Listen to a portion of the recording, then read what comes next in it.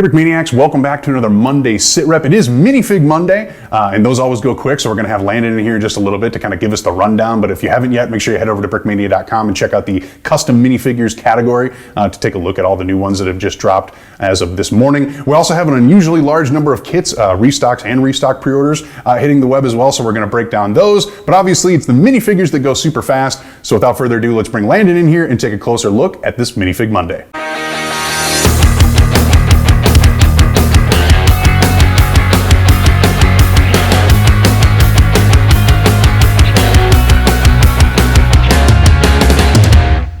All right, so Minifig Monday has arrived, and of course that means we have to have Landon to talk through our minifigs. So where do you want to start, man? There's quite a few in front of you. Man, let's go with the tanker. This guy's always been a huge hit. Top to bottom, he is decked out in this operational camouflage pattern uniform, and that's wrapping all the way around, under the arms, on the arms, front of the arms, back of the arms. You know how it goes. So operational camouflage pattern, and then over that we have this combat vehicle crew vest. This is like kind of a flak vest, so in case there's the tank or vehicle were to take an impact, stuff can go flying around on the inside. Like World War I, you kind of first saw that with the anti-spalling masks and stuff. So which are kind of wicked looking. Yeah, right. So this is more just protective, just a little bit of layer protection for that flying loose debris in there. Combat vehicle crew helmet on the top, that's designed and 3D printed in-house. So it's a Brickmania exclusive. Just a cool piece and that's two different parts actually to that. So you have that exterior hard shell and you have that interior soft cap, and that's just two different 3D printed pieces that we've combined. Wow. For that kind of dual color look to it. So really slick looking. Balaclava going on with goggles. Maybe this guy's popping his head out, just kind of surveying the battlefield, getting some situational awareness. So he's got to protect his eyes from the dust and debris. He's got a little, you can see the microphone cord kind of hanging loose there. So when he gets into the vehicle, he probably plugged that in, obviously. That makes sense. Moving down, you have these tanker boots. That's kind of specific to tankers. They, instead of laces, it's this wraparound kind of leather belt. And the thought is that it maybe just would, less things to catch on, I guess. And kind of that cavalry tradition as well. So it's a little bit kind of an homage to cavalry boots as well, I think. Interesting. And yeah, so that's this dude. Moving on, we have this really awesome Roman Legionnaire. Make sure to pick up 1 or 20 or 30 or 40. That would be awesome. Just had the Archer come out on Friday. Yes. So now you've got your standalone Roman minifigures for medieval bricks. Yes. Specifically, if you pick up a few of these, you can make awesome formations. Let me straighten up this helmet here a little bit. So make sure to pick up a few of these because you can make cool formations. The testudo formation, it stands out to me. You see that depicted in some historical memes and historical memes. Yes, it is a really awesome formation in which you can. Legend has it you can ride a chariot atop a formation of guys holding their shields above them. It's cool. Was pretty dang effective though. The overall, I think this is the most 3D printing elements that we've done in a minifigure. So it's you got the spear here, the pilum, and you have the shield, you have the helmet, you have the, what is it, Lorica Segmata, I think, the breastplate and everything, and then you have this belt on the front. The shield actually has 2 parts, so it allows for a little bit of rotation, so you can pose it uniquely. But let me pop that forward here. So yeah, it is a separate little the thing on the front. What's that called? It's got a name. Well, and the belt too. I think from the renders, a lot of people go watch that review and see it all taken apart. But the belt is its own 3D printed element as well. Yeah, and then even underneath of that, you have the full tunic. Let's actually just take this guy apart because there's a lot to him, and he is awesome. It's one of our most decked out 3D printed and one of our most detailed figures I think we've done. Very involved, that's for sure. Yeah, you'll also get the underneath. You have a nice tunic and everything with shoulder printing. That is a real pain in the butt to do. So it's kind of this all kind of came together nice. A lot of printing involved, a lot of UV printing, 3D printing, some great design work. And hand-painted elements in the sense of spray paint on these 3D printed so that turned elements. out great. Yeah, so nice job on that team. Amanda was kind of heading that design process, so she did a great job with that. Moving on, is this the Barbarossa rifle? German rifleman, yeah. And so that nice sort of earlier war field gray, that Feldgrau coloring, a little bit more green towards the earlier of the war. That's not always true. It's kind of tended to be that way, it seems. Got the gas mask canister, you got the entrenching tool, you have the canteen on the side, and on the front, since this is earlier war, you would see this gas mask hood across the front of that gas mask strap. That was kind of later on, or as the war went on, it proved to be kind of unwieldy on the front. That was like the standard how you were supposed to wear it, but soldiers ended up either ditching it or kind of just tying it onto the gas mask canister itself. Yeah, this is in my way, I'm not dealing with it. Right. And then just kind of standard rifleman pouches. What's next? Ooh, astronaut. The happiest astronaut in the world. The happiest astronaut in the world. He is happy, so. Let's see. Got the flag on the side. You have this kind of harness all the way around it. That cool watch. The cool watch. That's the Omega Speedmaster, I believe. Yeah. So then on the harness, you have on either side. This is kind of a newer addition to this for this figure. I think they're like life preservers that you could pull the cord on either side. You see one on either side. They're kind of that silvery looking thing, and they would like inflate. So there'd be if he was in the water ever, you'd have a method of staying afloat there, because these suits would weigh you down if they were ever to get water inside of them. Right? Which makes sense, yeah. Yeah. Then these suits themselves are really kind of, I mean, they're a masterpiece of engineering in their own right. There's a whole suit underneath that's individually tailored to the astronaut. Lots of different pull cables for adjustment, because like when you're in this zero gravity or like no pressure environment, the suit's going to balloon up on you, and if you don't have special points where you can articulate, you're just going to get locked in place. So there's a lot going on in these suits. They're really interesting. Different vents for oxygen and cooling, and just overall a nice piece to add to your collection. Even if you're not like necessarily into the whole space thing, I think it's just cool. So, yeah, there's that. Back into the military realm. Yes, moving on to the F-14 Cold War pilot. Yes, F-14 Cold War pilot. Right off the bat, I'd say this is one of my favorite figures. Just super iconic looking, right?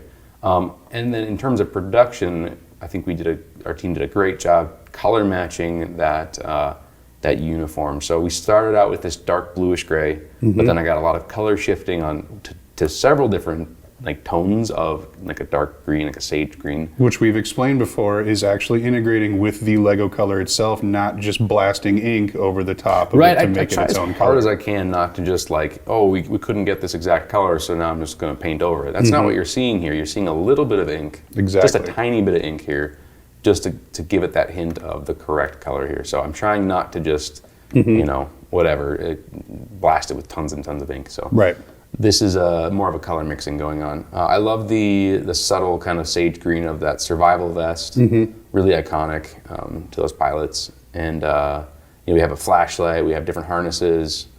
There's different between the Air Force and the Navy. There are whole different sets of equipment. So we really delved deep into that to try and accurately represent this guy. Legs, he's wearing this anti-pressure garment.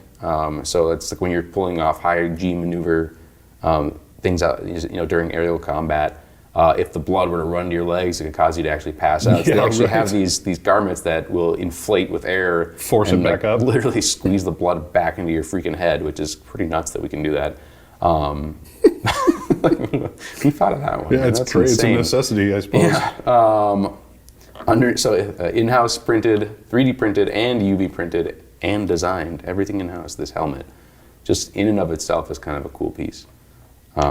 I've seen some pictures of somebody actually posted one next to a replica. It was really cool. Make sure to check that out. That post, I believe, is on our Instagram if you want to see that. But it is cool to see the Lego version, or I suppose our version next to the real version. A replica of a replica of a replica of a replica of a minifig. Something. Yeah. The visor is printed directly onto the minifigure head. It kind of simulates that artificial horizon. So I was playing with some fake glare, some fake horizon line to simulate that look to it. So it's a unique thing that we're trying out for the first time on this minifigure. Just a different way of interpreting what a visor would look like in minifigure form. Maybe someday once we expand on our print and 3D printing capabilities or other capabilities, having an actual dedicated clear visor. But with this guy, we're just trying out some different options. So it is what it is. And I think it looks really, really Yeah, sharp. it's interesting. It's cool. It's different for sure. Yep, and it reads the way it should. Yeah, that's this guy. Yeah, pick one up if you haven't. Last, Or if they're still there at this still point. there. German tanker. Yes, remember the French one is back as well. He just wasn't done printing yet. Yes, German tanker. So this guy's decked out in that Flecktarn camouflage pattern. I kept this uniform pretty simple. We don't get to do a lot of Flecktarn stuff. So that was kind of my thought. Let's just keep this more basic, and then as time goes on, we'll add more to this German outfit. So you actually could probably use this for more than just a German tanker if you wanted to. If you wanted to combine it with some brick arms vests, you could maybe make this some sort of infantry as well. Cool. So yeah, I just kept it kind of basic for you. This is just the kind of a parka, a big jacket over everything. And just to get that standard uniform, we've got the German flags on either side for a nice pop of color. Again, that camouflage is kind of it's an interesting camouflage. You'll still see it. So they have newer camouflages since Flecktarn, but you will occasionally see German soldiers still wearing the classic Flecktarn. It kind of pops up into their uniform from time to time, just sort of as an homage, I think. Sure. Yeah, man, that's a bunch of figures. Yeah, there you have it. That is Minifig Monday, the rundown from the man himself. Oh, and then of course we have the Gemini Mission tile pack Yes. over here. Let's not forget those because Make sure to that's pick up awesome. those. All of this is included in one pack. You do not have to buy Yeah. these tiles separately. What I like about these tiles, just tiles in general, if you've ever been to a convention, you have these things called your brick badges. Right. These work really well for decking out your brick badge. So you have like your a name great on. point. Yeah, you have your name on there, but man, maybe you're a fan of this whole space program. A few of these tiles sprinkled on there really kind of takes your brick badge to another level. So pick that up for that. Very, very well said. So that is the rundown. Landon, thank you very much for walking us through that. Now let's move on into kits. First up is the Stug 3 and Panzer 2. Both of these were releases from Barbarossa Bricks. Both of them come with updated minifigures. Both of them feature a lot of custom printing. Look at that viewport you can see on the Stug. Those hatches, etc. Closer look at the minifig. Awesome kits. Both of them excellent army builders. Good to have them back in the lineup. See the viewports on there as well, along with that printed wheel. Sharp looking builds. Right next to that, Polycarpov, which is an adorable little aircraft. Also with some awesome printing and just a great color scheme. There's the minifigure.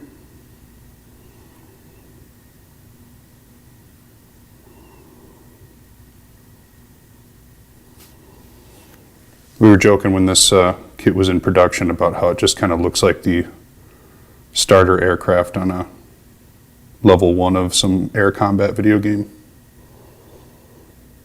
But a lot of cool history behind this build. I believe it was Brennan who did the check-in for this back when it was first being released. Moving on from there, L640. Italian light tank. This one has got a ton of printing on it.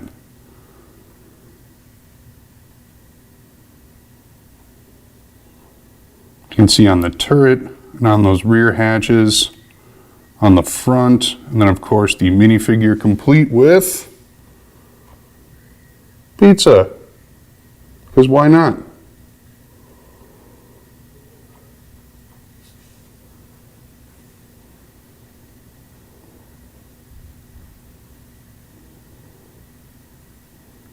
Then we have the BTR 82A right next to it here.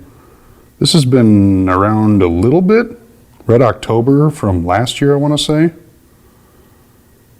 Some awesome updates here, cool play features. Very rugged kit. This build can take pretty much anything you want to throw at it. I do not believe there are any stickers. I believe it is fully printed. Lots of interior space if you were able to get in on our restocks of the Little Green Men, etc. So plenty of minifigures to load up your BTR 82A. Right behind that is the Gemini capsule. Grab a focus here. Yeah. This is a marvel of Lego engineering, this build. So we'll start with the model itself. Play functions, it breaks down into the modular pieces that it's supposed to in real life. Obviously you can see the shaping was difficult, and then some of the details on the outside as well. It does fit 2 minifigures, which is nuts, because I don't even know how humans fit in the real life version of this. And so the fact that they were able to do it with the strangely proportioned minifigure is dang impressive. You can see the some of the printed element. There is a combination of printed elements and stickers on this, but they printed pretty much everywhere they can, so I don't think anybody's going to be disappointed with the printing detail on this marvelous build. Heck, it's even on the reverse side of the plate there that you can see. Wow. So, and this was one of those builds that has gone so dang fast every time we've restocked it. We're just like, you know what, we're just going to start throwing it in random months now, because people just want it. I'll show off the minifigure here with that awesome 3D printed, oops, excuse me. There we go. That awesome 3D printed spacewalking assister, whatever it's called, forgive me, camera guy. Really, really cool looking. And then right next to that, back for random space race-ness, is this Mercury Redstone 3. This was a build that we planned to retire a while ago, but didn't, because so many people have asked us to bring it back. So I do not know how much longer this is going to be sticking around, probably until it decides to be in our store for more than a couple of hours. So if you're looking to complete your Brickmania Space Race collection and this is one of the ones you're missing, do not wait, because I think we are literally only bringing it back until we stop hearing people going, I want the Mercury Redstone 3. But it's a cool little kit. Fun display piece, great for desks, etc. So I don't know what the interest out there is for kind of like this scale rocket models, but if this is your thing and you want to see more of this, let me know. I will certainly pass along the suggestion.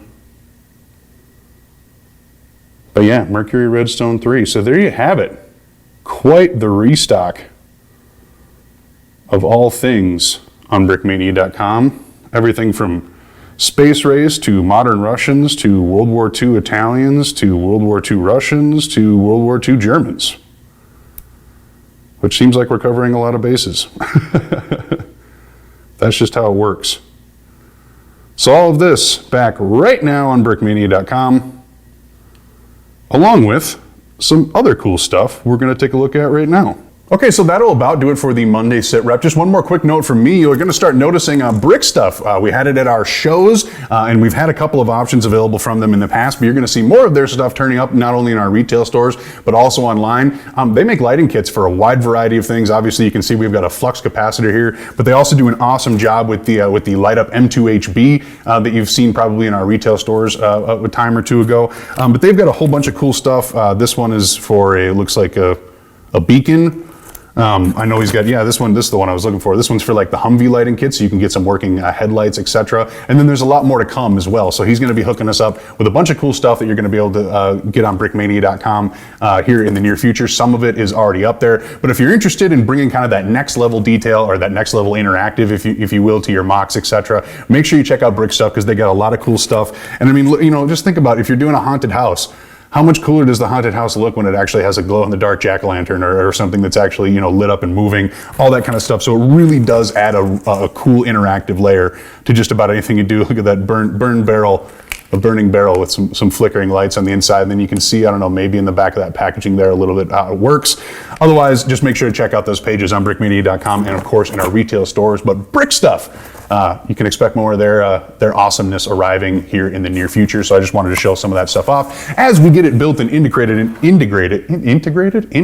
thank you, into our models. We'll take a little bit closer look at all the different varieties, etc. And then, as I said, Rob is his name, who works at Brickstuff, and he's still creating more stuff and more awesomeness for us to be able to integrate in with our models. So we'll make sure to take closer looks at that as they develop. Otherwise, like I said last time, 1941 mock contest and the mini kit submissions, more details for both of those are on our blog right now, Otherwise, that will do it for the Monday sit rep. Remember, the last round of Medieval Bricks digital instructions will drop on Wednesday. So we'll have like Vlad's Tower, we'll have the rest of the Highland Keep, whole bunch of other awesome stuff. So make sure to stay tuned for that. We won't do a video for it because we did the one comprehensive video for kind of all the medieval stuff. Excuse me, but then we'll be back on Monday, or on Friday, I mean, as well. So that will do it for this sit rep. As always, thank you very much for watching.